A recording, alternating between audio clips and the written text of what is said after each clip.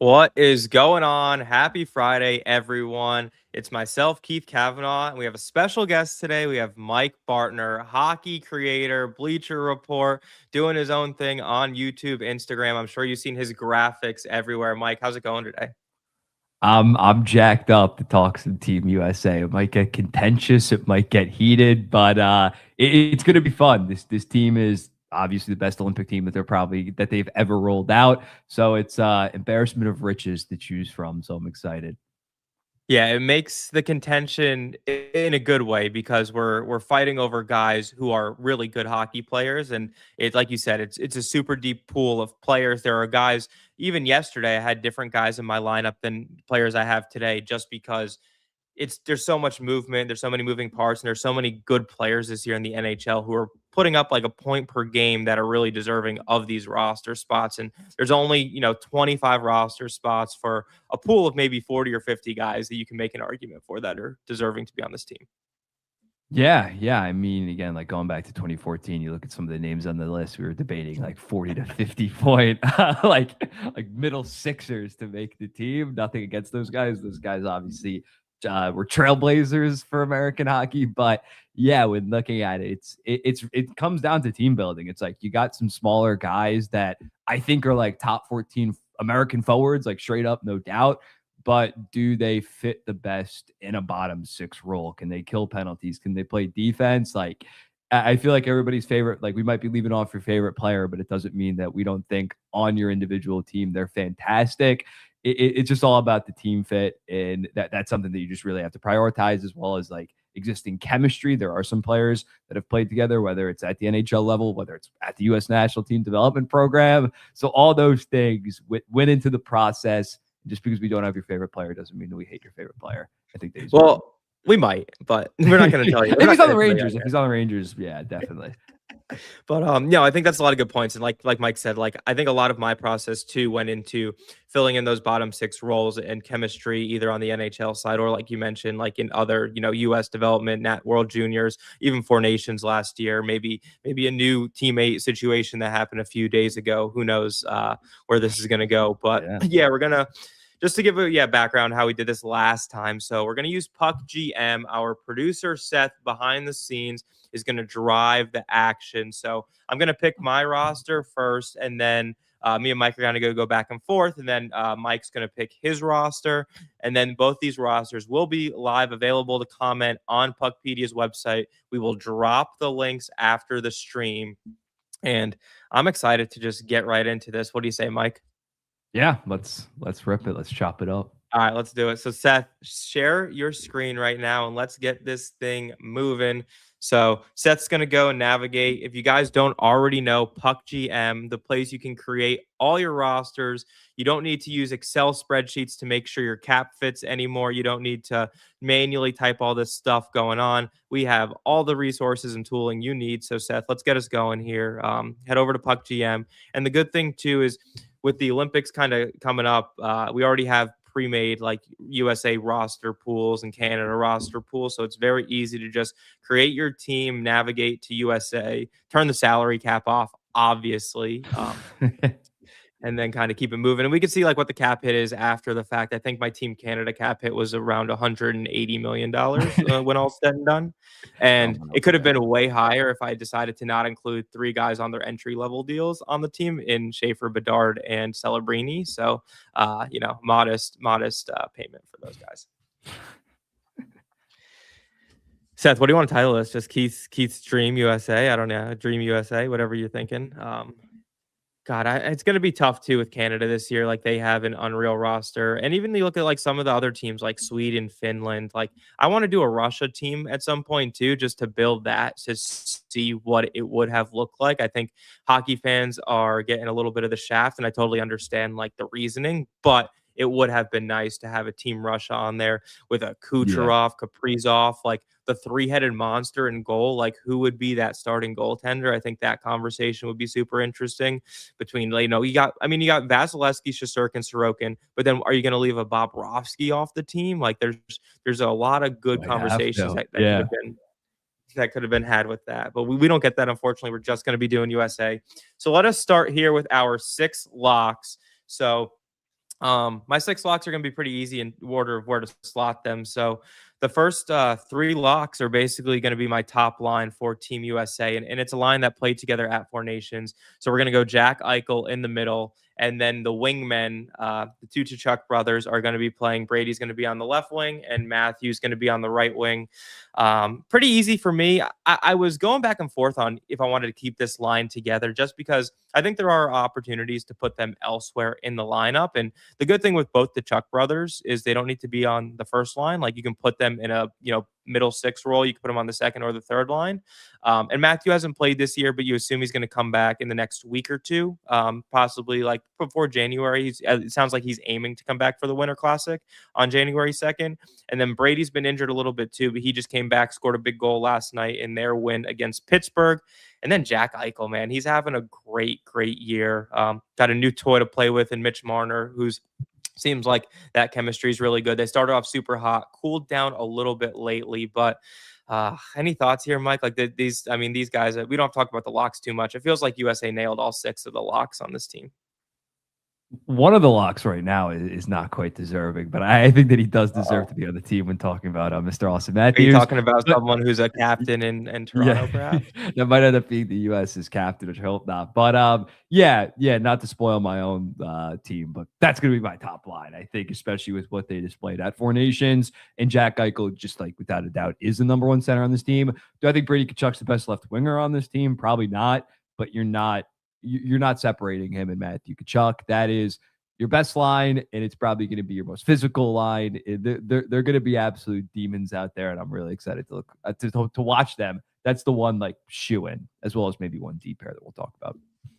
Exactly. And I think for me too, like these guys can be like your top line, but they can also match up against the other team's top line. So this Mhm. line is like super versatile. And I think like you mentioned, they're just 3 absolute dogs out there. And I love what they kind of bring to the table. So let us fill in the other 3 guys who are already announced to the team. So Austin Matthews, as Mike said here, not having the greatest year, but his goal totals are actually pretty good right now. He has 14 goals in 28 games. So like he's still scoring at a half a goal per game. That's a 41 goal pace. Not Austin Matthews like, but he's still putting some pucks in the net. He does seem injured or just like not himself this year. His net impacts are a little worse than they have been over the Mhm. previous years. So you hope he turns it around. But he's gonna be my second line center. You know, it's I think he's going to turn it around. But and if you said this, a year ago, he's a shoe into that second line center. But the start to this year hasn't been great. But I mean, it's you got to put him on the team, and he's already been announced, and I think you got to put him in that second center spot. Yeah, I play around, but if the United States is going to win gold at the Olympics, like Austin Matthews has to be Austin Matthews. Regular season Austin Matthews, at least, like he needs to turn it on. Hopefully, in a high pressure situation like the Olympics, he will rise to the occasion. He was okay at Four Nations, like it was nothing special, but yeah, in order for them to succeed, they can't like rely on other guys that we'll talk about later to be the second line center. They need Austin Matthews to go band for band with like Connor McDavid and Nathan McKinnon or the Strat. 100%, and he's probably a tier below that at the current rate. But he's usually Definitely, in the definitely. conversation with those guys, so hopefully he can pick it up. Mhm. Let us fill in the last 2 auto bids. So Quinn Hughes is going to be my left defenseman, number 1. There's nothing you can say about this guy. Like, he is bar none the second best defenseman in the NHL behind Cale Makar. He just got traded for a massive haul to the Minnesota Wild, and he played the most time on ice he's played in his entire career last night. Played over Mhm. 32 minutes in a non-overtime game, mind you. So he played more than 50% of the team's minutes, which Against the is Blue just Jackets insane. too. Yeah, against the Blue Jackets, and like when does that happen when a guy gets traded and he's immediately just thrust into the fire and he's handling it, well. They won 4-2, 5-2 last night, and so Mhm. Minnesota's a wagon right now, and Quinn Hughes is going to be the driving force behind that. Yeah, wholeheartedly agree. I used to like die in the hill like a year and a half ago that Adam Fox was as good, maybe even better. I've abandoned that position. Quinn Hughes is just such a special talent, and like Austin Matthews is gonna have to play to his best capabilities and match Kale McCarr for them to win. And when Fox was healthy, your Norris bet that you were pumping all summer Looking long good, and even looking through the start good. of the season was looking good, and then Hmm. obviously Fox got hurt and has completely derailed that because now like Quinn and Kale are gonna by far and away like kind of run away with Yeah. this. But at the like the value is there, so I Or don't hate another guy that. that we And might talk about soon. He's okay, I also like it. killing it. I love it. I love it. And then the last guy we're gonna add to the roster is Charlie McAvoy. I'm gonna put him in right defense pair two, Seth. Yeah, just another guy who, he got Four Nations cut short, obviously, with that infection situation, and then he, broke his jaw this year. But Charlie McAvoy's a warrior. He's a beast. He's a very, very strong defenseman. Has a relationship with the head coach there, so kind of a no-brainer for this team. And I think he's going to fit in really nicely on that second pair. Kills penalties. He can play power play if you need him to, but you won't need him to on this team. And I just think he's a really, really good defender. Yeah, wholeheartedly agree. Very good two-way guy that fits perfectly on a second pair in alongside probably like an more so offensive defenseman. 100%. Let us now get into what I call like, let's call it the other locks of this team. So aside from the first six, I think let's fill out that second line there with another second line that played together at Four Nations. So we're going to go Jake Gensel on my left wing too. He's just been absolutely fantastic in Tampa this year. Point per game. He's got 15 goals, 19 assists, 34 points in 34 games. He plays super well with Kucherov point. Like that Tampa team is really, really strong. And Jake Gensel's a big part of that. He's a huge piece on the power play. He actually has a bunch of penalty kill minutes too. He's killed out some good penalties, 43 penalty kill minutes on the year. So if you need him to, like he could also like play in that more defensive type role. But there's no doubt that he's a super strong player and a guy that USA is going to have to lean on to put some goals in the back of the net and then maybe kind of take some tougher defensive matchups. Yeah, I think he had, I'm looking it up right now, 3 goals, 4 games at Four Nations. Pretty damn good. Pretty damn good in the playoffs every single year. Like he's definitely a guy that is probably going to be on this team. Yeah, 100%. And then on the right wing, we're going to take Tate McRae's boyfriend. It is Jack Hughes, Mr. Cut His Hand, number 86. For me, this was a little difficult to put Jack on the wing just because I think he is so much better at center. But just Mhm. the way that kind of constructing this team, I didn't see like a obvious spot for him if he's not going to be in the first or second line center. And this line did play together at Four Nations. I thought they did pretty well. And I don't have too many hesitations on putting him with Matthews and Gensel. Maybe they find some magic again. And I thought even though Jack was a little criticized for maybe not producing at Four Nations, if you watch back like the plays, he did a lot of small things well. Like he made good passes. He was like finding the defensive lanes, getting his stick in there. And so I think that maybe with another year kind of experience under his belt in like a best on best tournament, I think he can kind of figure it out on the right wing there. Yeah, yeah, the production wasn't quite there for him and Austin Matthews. They're undeniably very good players. You need to play more physical, potentially against Canada. I think that they kind of had their way with him in terms of physicality. But yeah, he's easily going to make this team when he is healthy, which is only like 75% of the season every year. He's pretty easily a top 20 player, top 15 player in the NHL. So yeah, I have him at center. I'm not going to say where yet, but I definitely understand instead of putting him potentially lower in the lineup, you throw him on that second line right wing alongside someone like Austin Matthews. And he's kind of Yeah, like their transitional guy on that line. 100%. And I think like too, it's all going to depend on how these games play out. Like if certain lines are rolling, you're going to keep them together. If certain lines aren't, you're going to shuffle them. You're having couple of good forward scratches you can put in and out of the lineup. So I wouldn't be so totally set on like where I'm putting these guys, but this is just like my first initial look, and then we'll kind of see how it plays out. Let Mhm. us fill in that third line now. I'm just going to go through all these guys and then we can talk about it in a second. But Yeah. I really like this third line that I've put together here. I think they're super strong and I think they all kind of complement each other a little bit. So we're going to go Kyle Connor on left wing, number 3. And I know the criticism was he didn't really produce in the Four Nations last year. He was a healthy scratch at the end there in the championship game, but Yeah. he has 15 goals, 26 assists, and 41 points in 33 games this year. He's absolutely lighting it up for Winnipeg, and he's by far like can't keep him off this team. So I mean, like it makes a lot of sense to add him on that center spot there. I have Dylan Larkin, just another guy who he played so well in the Four Nations Very last good. year, where people were like, is he like is he should he be on this team? And he's done nothing to kind of sway me in any direction. He's got 33 points in 35 games this year. He kills penalties, 51 penalty kill minutes on the season. He makes a lot of sense to kind of fill into that third center spot. And then Matt Boldy's my right wing three. So Boldy's just another guy who's just an absolute killer out there. He was a guy last year when Four Nations roster was getting announced. He wasn't necessarily a lock. And when he was announced, people weren't necessarily surprised, but they were like, oh, okay. Like I know Boldy's pretty good. And he's done nothing to shy away from that. He's got 38 points in 34 games this year, 19 goals, 19 Yeah. assists. He plays power play. He actually has the most power play minutes this year of any player I've picked on my team, 146. So he's a guy who you can easily plug in on the power play. He also has a bunch of penalty kill minutes too. He Oh has God. 52 penalty kill minutes this year. So he's a guy you can put in all situations. He plays a lot of minutes, and he's done really well in all those minutes. So what do you make of my third line here, Mike? Yeah, going back to Boldy, like last year, it was, although I've always been very high on him, and I think he was on my team, like as like a bottom sixer. Like people did criticize it kind of as like a nepo pick because Bill Guerin was obviously the general manager of the Wild in Team USA. Yeah, Dylan Larkin, I think he's a guy that gets underrated as just a two-way reliable center. He's obviously going to be on this team. They love him. He played very good last year in Four Nations. Kyle Connor, yeah, last year, unlike Hughes and Matthews, I don't think that he showed much. Like there were at least flashes with those guys.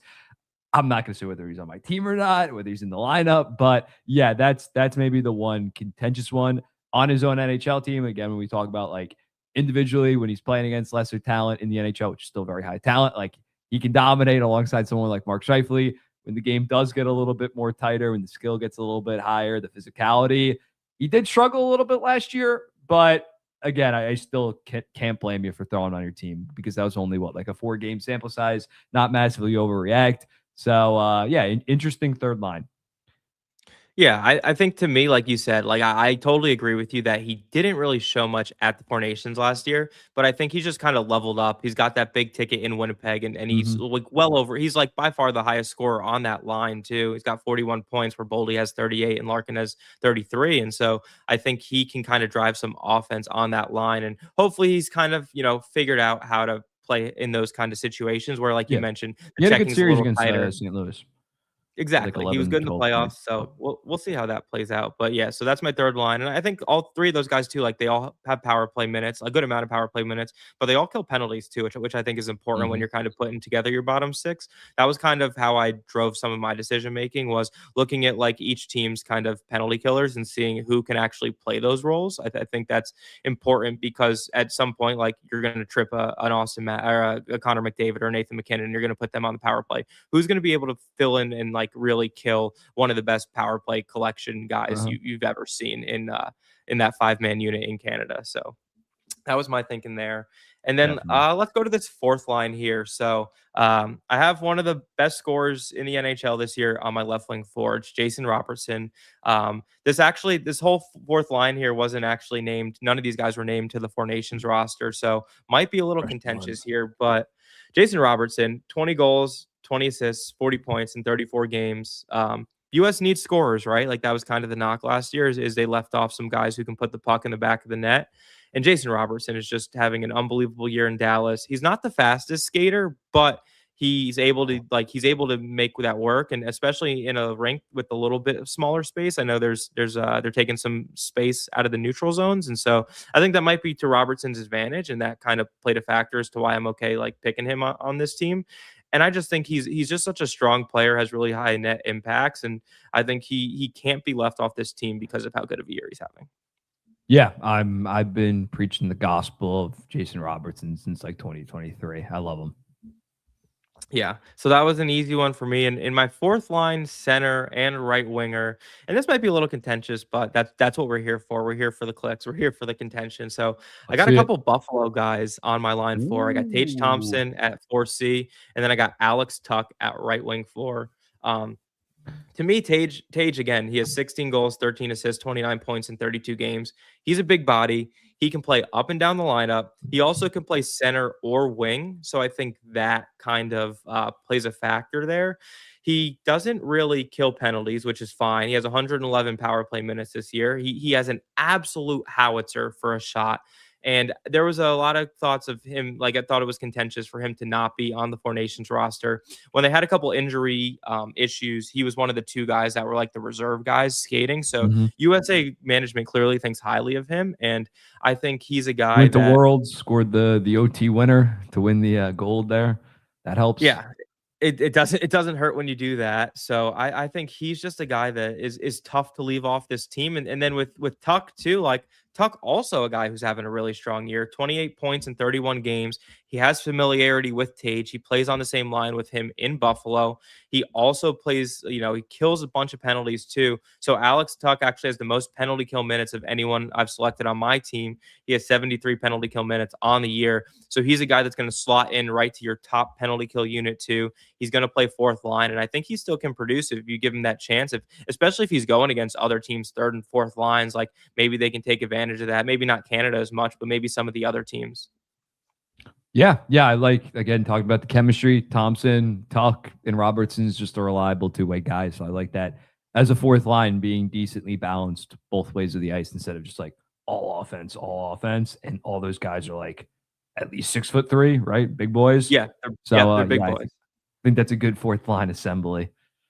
And especially if like I made this lineup thinking like who I'd want, but then also a little bit factor in of like what Team USA's management kind of wants as well. And like, Mhm. Billy G has basically said over and over again, we need guys that can check and they want a little bit of size on this team. And especially with a couple of the guys I'm going to pick as my scratches. I think it's good to have some size there. And then if it's not working, like you can sub them out for maybe some quicker guys and some smaller guys and kind of figure it out from there. So that's my starting forward group. Let's slide into the D group really quick. So, to play with Quinn Hughes on right D1, I wouldn't have had this guy there until he got traded to the Minnesota Wild a week ago. And now I think it just makes a lot of sense to put Brock Faber on the right hand side with Quinn Hughes as right D1. Do I think Brock Faber is the best right-handed defenseman USA has to offer? No, I do not. Not even like he might not even be top four, top five.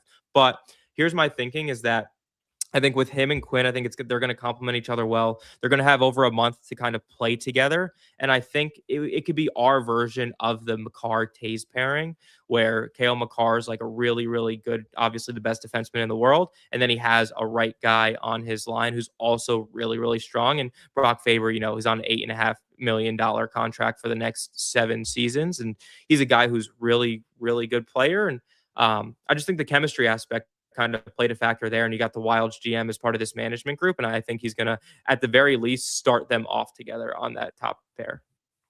Yeah, I agree with that. I think that considering they're going to get the chemistry the next month and a half, and Brock Faber knows how to kind of take a back seat to be more of just a defensive defenseman. We saw that last year at Four Nations.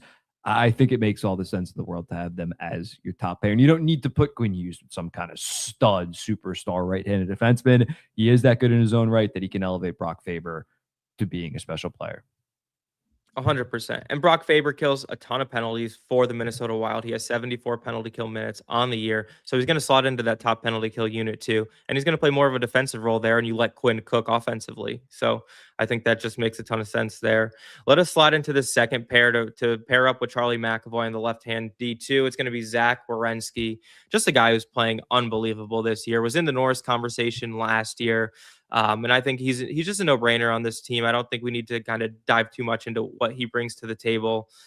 He plays on the top power play unit in Columbus, 103 power play minutes. He has 44 penalty kill minutes too, so you could put him on like a PK2 here, which I think I'm going to.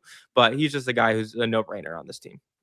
Yeah, I doubted his ability to replicate his production from last season, and he's somehow scoring even more. Yep, He's a beast.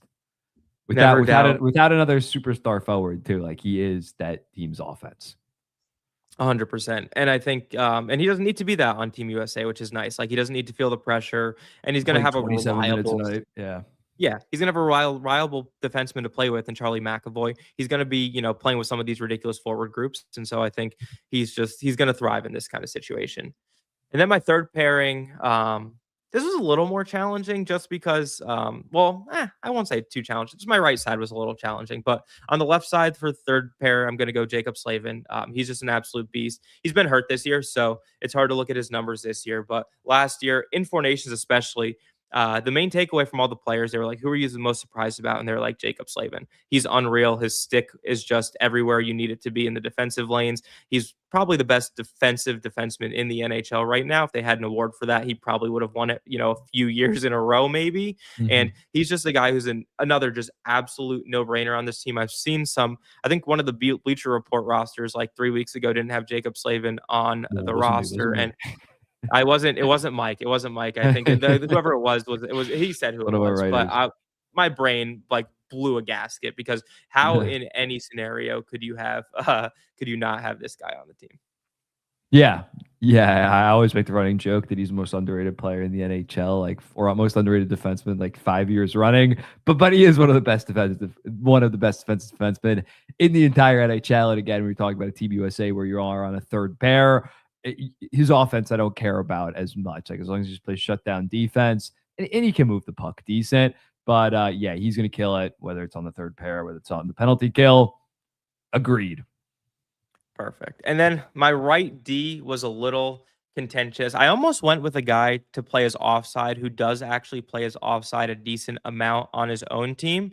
But to start off, I'm going to give the nod here to Adam Fox, New York Rangers defenseman. He's injured right now, but it's hard to argue that he's not a top five defenseman in the NHL when he's fully healthy, especially this year. And as Seth had said, on in the comments here. He said Gavrikov's better than Jacob Slavin, which I obviously don't agree with.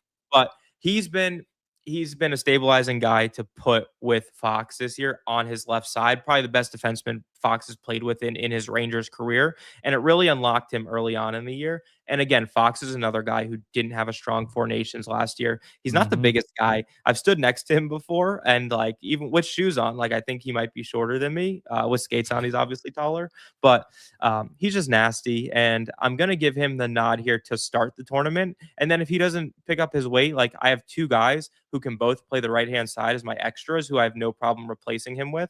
And I think you have to give Fox the nod on the power play too over Werenski, just because if you don't have Fox playing your second power play unit, he's not worthless, but he's kind of loses a lot of his value if he's not kind of on one of the two power play units, and you can't put him on power play one over Quinn Hughes. Yeah, I'm usually a Fox defender. I do understand regular season versus the Four Nations versus the playoffs. It is a different style, and him as kind of an undersized, less physical guy. He does struggle a little bit, but yeah, I'm interested to see who you put in that third right-handed defenseman. I could imagine who you might put in the or the fourth right-handed defenseman. I think I could imagine who you might have put as a lefty over him. But yeah, I think you definitely start him there, considering the start of the season that he did have. And yeah, he has had a great playoff run before in 2022. Like the notion that he's always choked in the playoffs is a little bit overblown. I think he had like 22 points in 24 games that year. It was awesome. So yeah, I'm going to defend Adam Fox, but I do understand and I do agree that the leash should be a little bit short, especially if he's not performing. 100%. And our guy Brian here said he was waiting for the Adam Fox comment. So he obviously can't spell because he said comnet, but we got what you were trying to say there, Brian. Let us move into the goal before I do my extras. So I think the first goal is going to be just obvious. It's going to be Connor Hellebuck. He's Honestly, my thinking with Hellebuck is like I know last year, like he went into Team USA and everyone's like, "Oh, is he going to choke like he did in the playoffs?" And he played pretty well in the tournament, so I think like that kind of shut things down. And he played okay in the first round against St. Louis, and then didn't have a great second round last year. But Mhm. he's still the best goaltender I They're think good at this home, USA but bad group on the has. road. Yeah, exactly. There's no road in Milan. Everyone's on the road, so hopefully that doesn't play a factor there. But to me, the guy I was thinking about putting ahead of him has not had a really good year this year, and I don't think he's warranted the start over Connor Hellebuck. Um, Yeah, it's interesting what the United States is going to do with these goalies. That's all I'll say. I don't want to tip my hand for my roster, but they have a bunch of good options. Nobody's playing fantastic, especially now that Jeremy Swayman has kind of slowed down a decent amount. But they have 3 to 4 really good options. Yeah, and that's a good leeway into my second goaltender. So I'm actually going to have Jeremy Swayman as my backup to Connor Hellebuck to start. Like you said, he has slowed down a little bit, but he has 0.84 goals saved above expected per 60, according to Money Puck, which is eighth in the NHL. He also played at Worlds last year. He was on the Four Nations roster. So this group is clearly comfortable with him. And I think his hot start to the year has definitely kind of helped him because last year he didn't have a great start to the year and they still kind of picked him on this team. And you're like, I don't know if I like that decision. There might have been some other Mhm. guys you could have picked. And then this year, I think it's kind of the opposite, where it's like, I think he's actually deserving of one of the three spots on this roster. Yeah, definitely. Yeah, early out, like 2 or 3 weeks ago, if you said that he was like your Vesna pick, you wouldn't have been called crazy. And I remember back in 2024, he like stood on his head against the Florida Panthers. The only reason why that was like that even went 6 games, like they were clearly outmatched. So yeah, he does have somewhat of a solid playoff track record, and this year arguably has been the best United States goalie.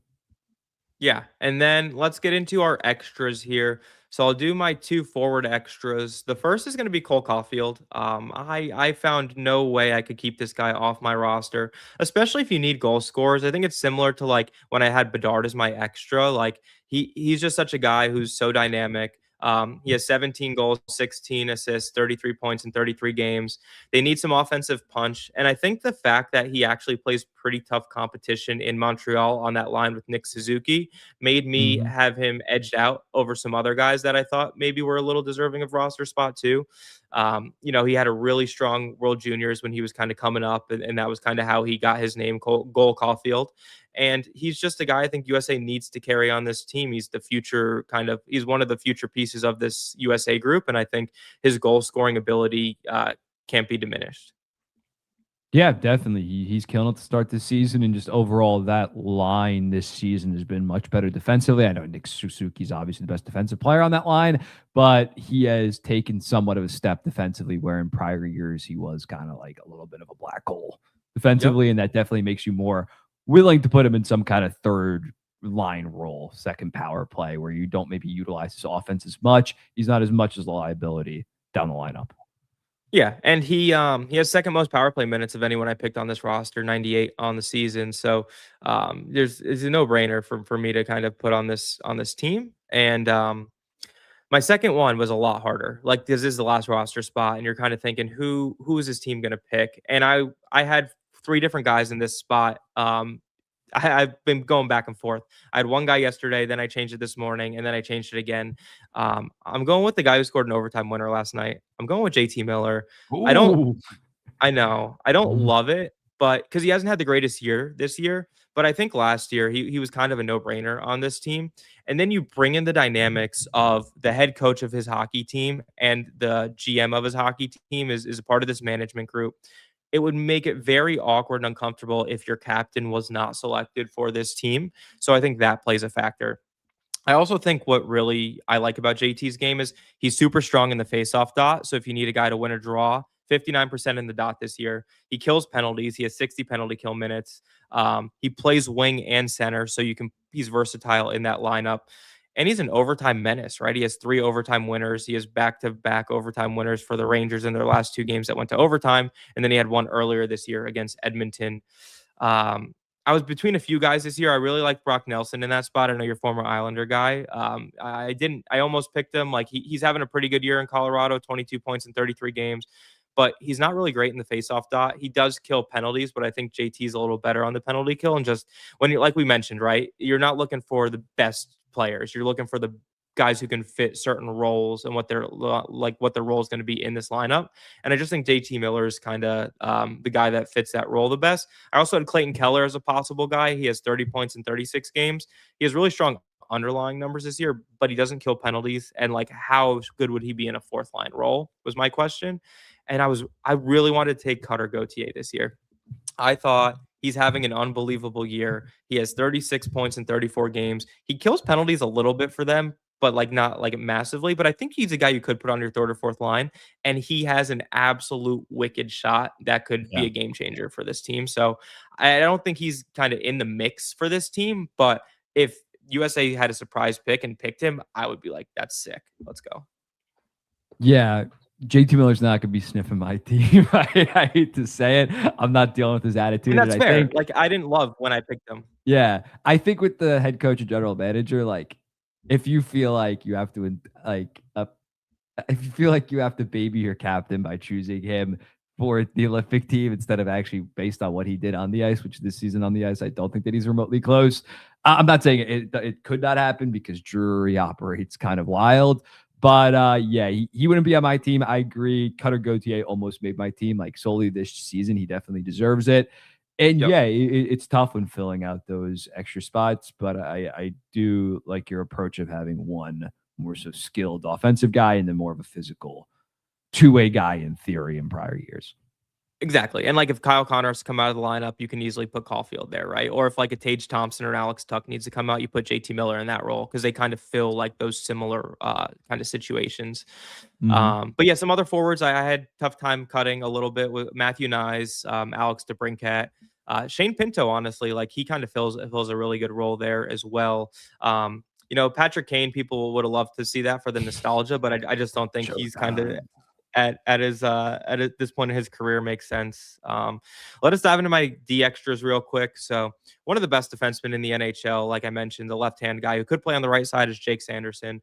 He's a no-brainer for this team too. I really wanted to put him in my top six because I actually think he is like a top six defenseman for USA.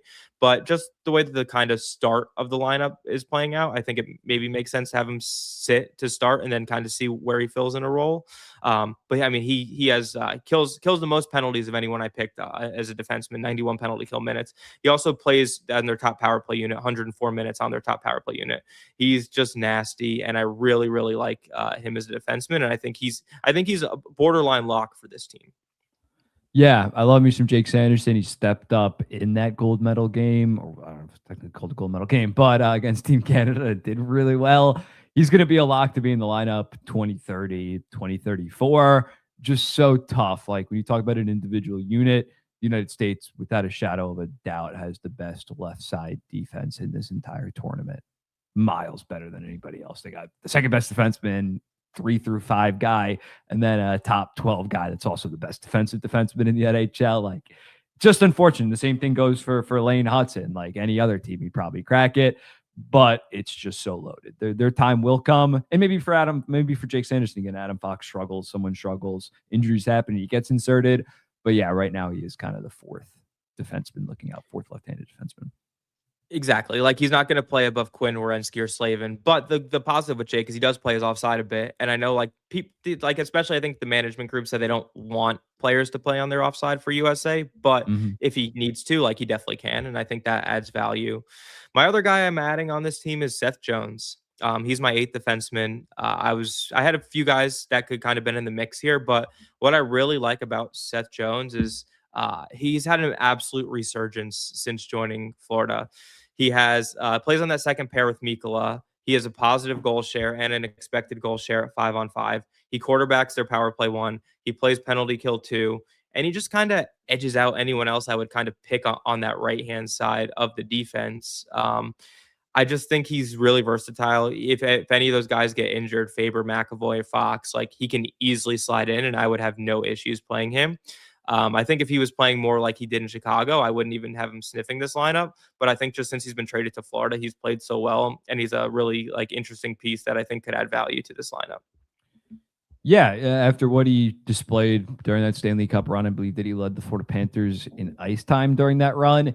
He's not the sexiest player, but he's kind of cut like the bad turnovers out of his game and is just an even keel two-way guy. And when you have so many like great offensive guys like Quinn Hughes, Adam Fox, Werenski, you have so many great defensive guys like Slavin, Faber, McAvoy, just to be able to insert Seth Jones, who's just even keel, I think is very solid compared to maybe a John Carlson that is more of an offensive guy. I think just having that two-way option, similar where Jake Sanderson's that two-way option, I think makes a lot of sense as your extras.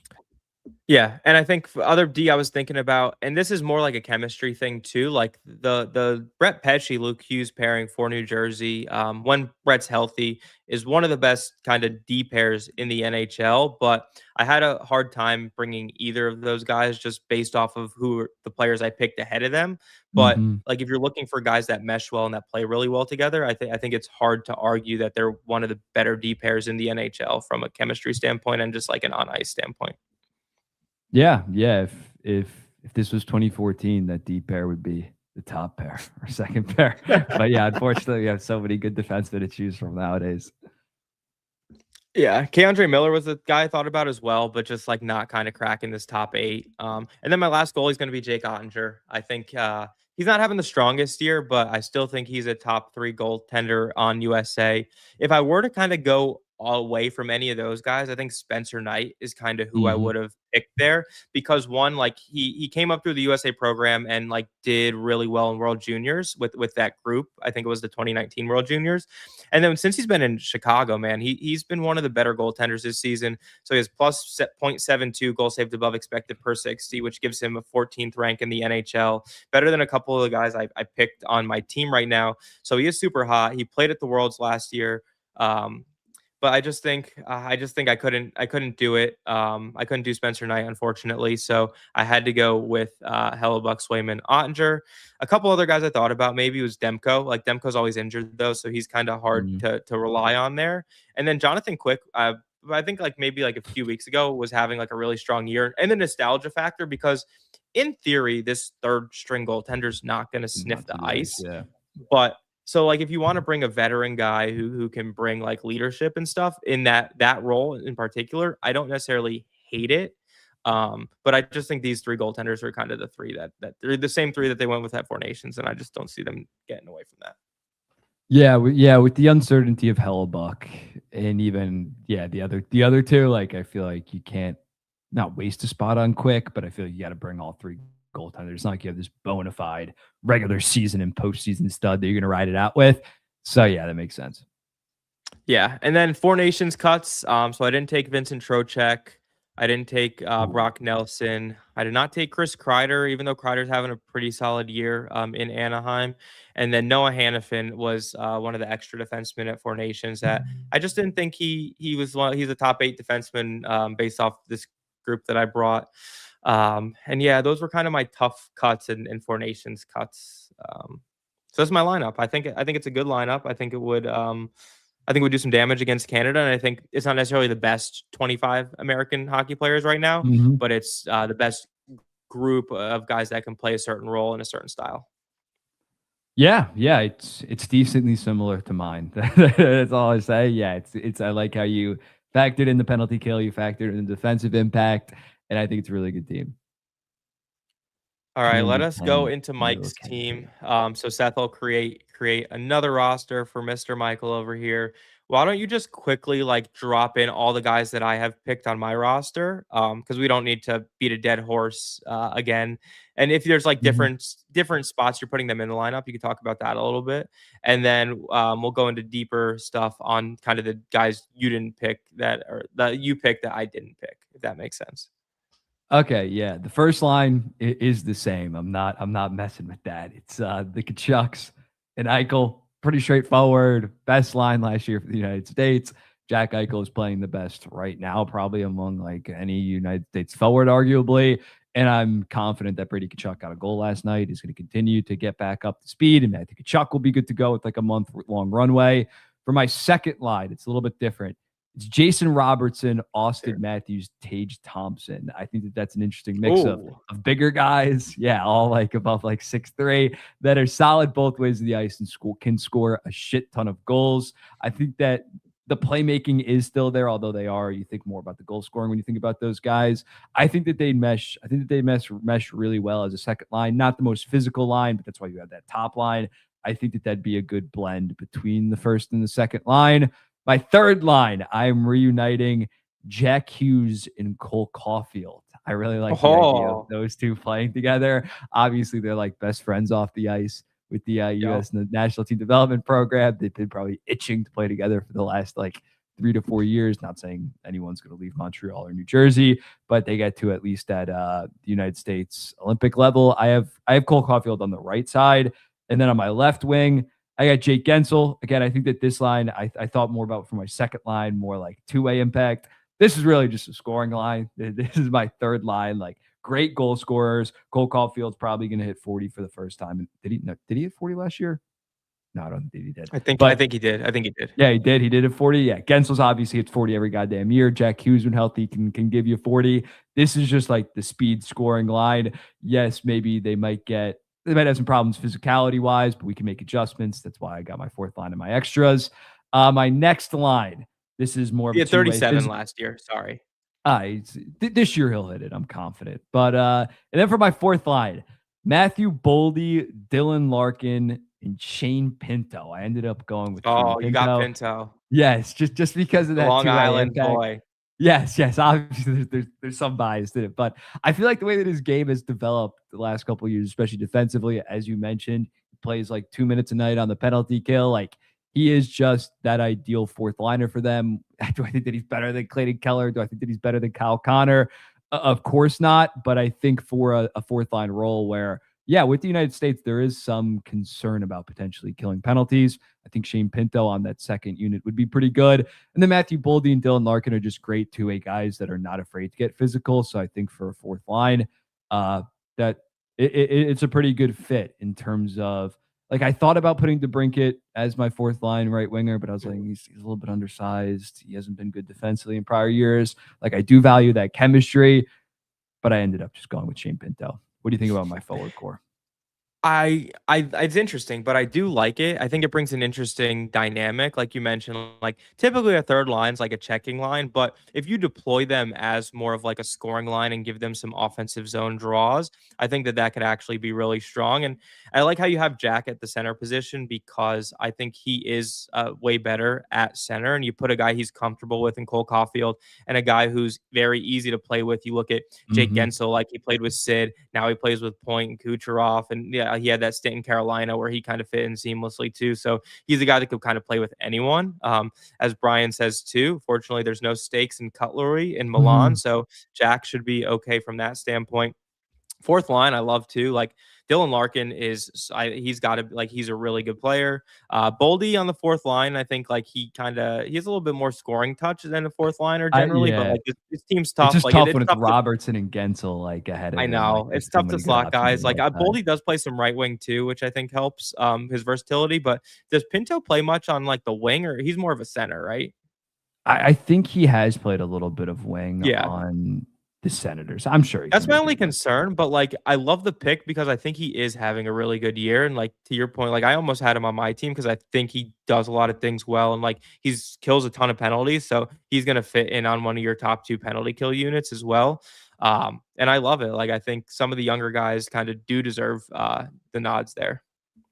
Yeah, Sullivan's gonna have to coach his ass off with the lines, considering like how they have very distinct identities with that first line. It's great, but it is more of a physical line, second line, goal scoring two-way, third line, like solely offense, and then fourth line more so defensive matchups, two-way play.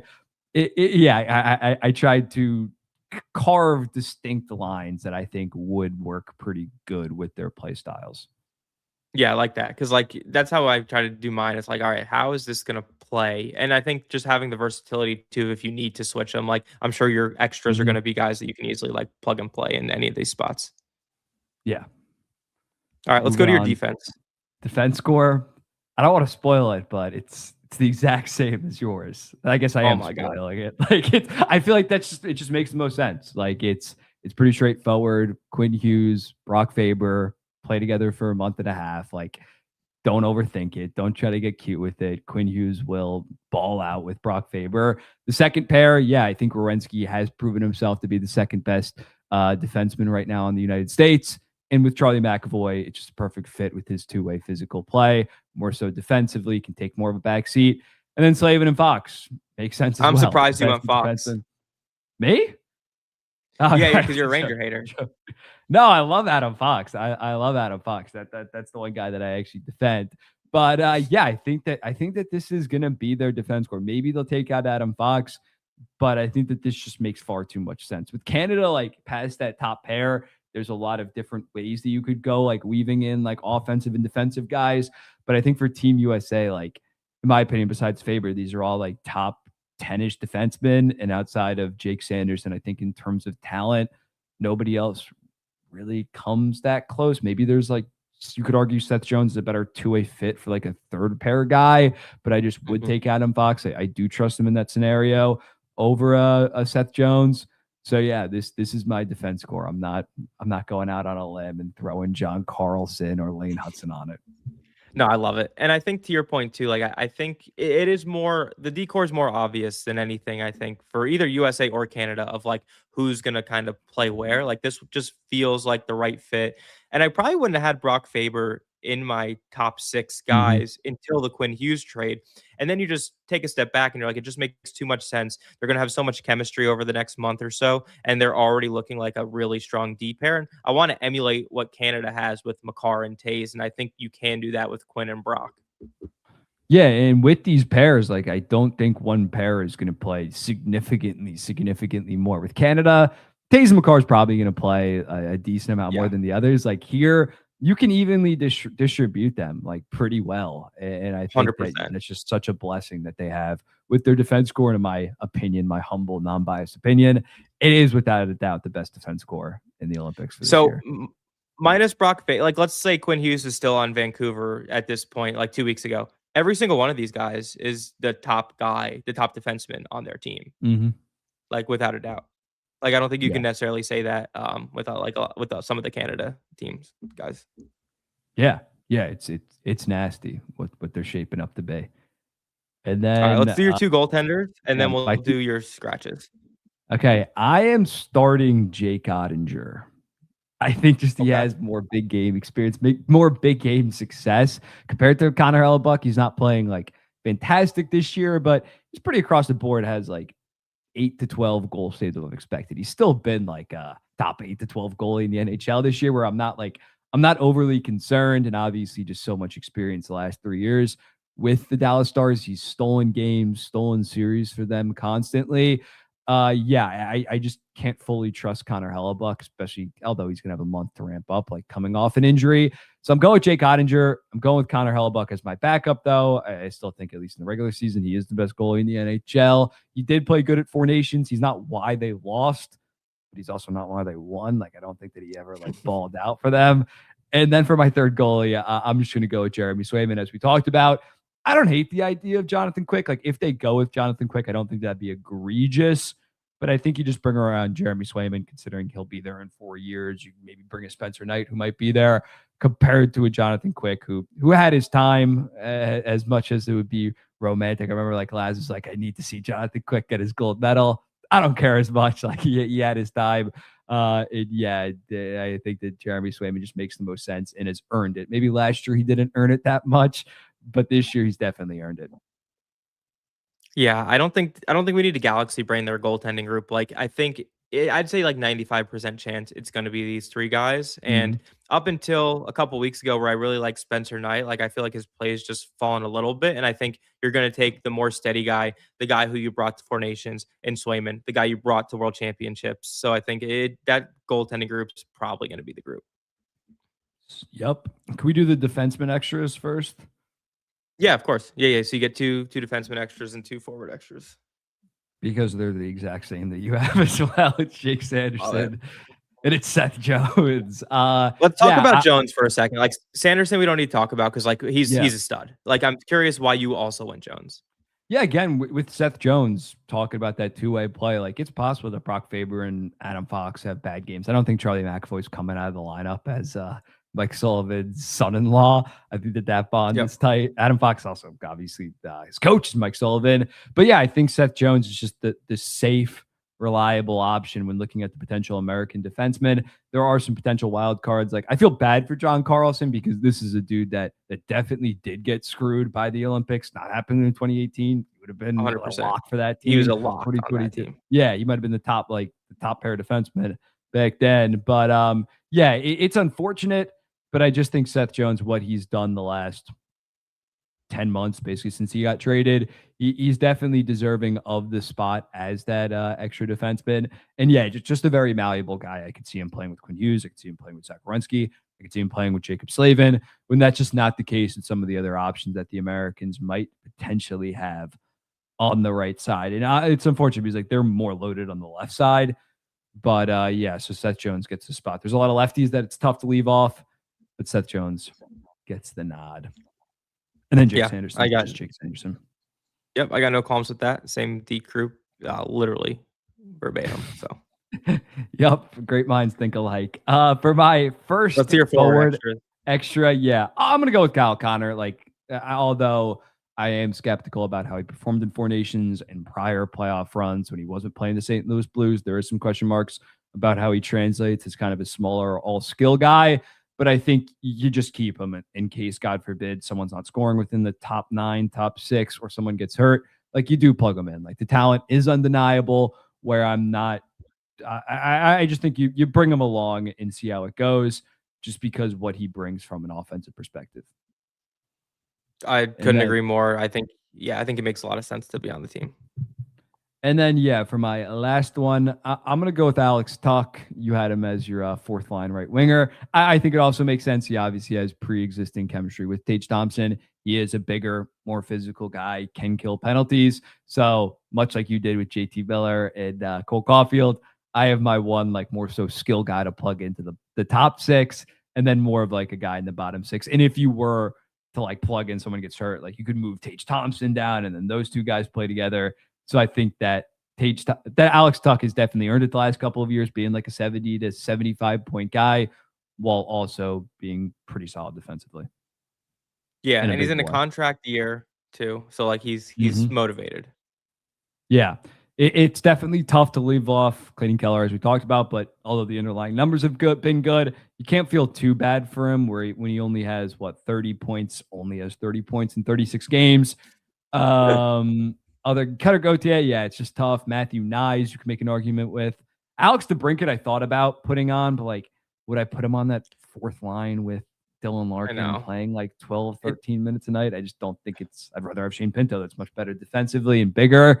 So yeah, you could argue DeBrincat got shafted in my team, but yeah, I think you just got to have that option of a high end offensive guy in Kyle Connor, and then more of that physical guy in Alex Tuck for my extras. Totally, and I think that was my argument too of not bringing DeBrincat, and I guess the counter argument to it is you can play Brady and Matthew lower in the lineup, and you can put DeBrincat in more of a top 6 role. But Yeah. to that point, like I just think the chemistry with Eichel makes too much sense for those two guys, and they want to play with each other too. So I think that's a no brainer. It's unfortunate for DeBrincat because he is scoring really well this year, and Mm-hmm. like we said, Mike, like we're not putting the best players together and just throwing shit. Like we're thinking about this from what makes sense in the current roles they're going to play in their positions. Yeah. Yeah, it's tough. People are not going to be happy, but I don't think that there's a way to form these teams without pissing off some people. So Exactly. I'll let the Red Wings fans that already hate me come at me further. Cool. Well, yeah, that's all the time we have for you here. Mike and my rosters. I'll send the links. I'll reply to the PuckPedia stuff, and we will have the links to both the USA rosters for myself and Mike. And I think Mike said he's going to do a special video for USA coming up on his own YouTube channel in a Mhm. few days or a week or so. And so everyone kind of get ready, look for that. If you don't already subscribe to this guy on YouTube, he's killing it. So keep it up and excited for the Olympics in a little over a month. And I think the lineups for USA are announced for January 2nd, I believe, the same day as the Winter Classic. Perfect. Yeah, I can't wait. Be on the lookout for that video.